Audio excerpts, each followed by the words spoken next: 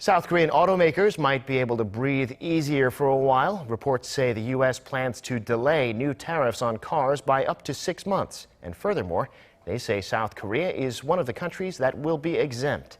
Roon-hee reports. The Trump administration has been reviewing tariffs of up to 25% on imported vehicles like those from South Korea, citing job losses and negative effects on the domestic auto industry. President Trump was supposed to make a decision on this issue by May 18th.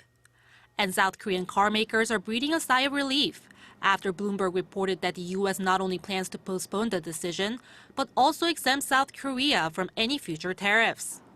Bloomberg cited a draft executive order and said South Korea, Canada, and Mexico are exempt from the new levies. The revised Seoul-Washington Free Trade Agreement came into force in January. And analysts say this might have settled the possible trade disputes in advance. The South Korean government has been continuously expressing the nation's stance on auto tariffs to the U.S. For instance, Seoul's Trade Minister Roon-hee met with U.S. officials this week in Washington, calling for an exemption from the potential tariffs. The situation is similar for Canada and Mexico because the two countries renegotiated the North American Free Trade Agreement, or NAFTA, and are preparing for a new United States-Mexico-Canada agreement.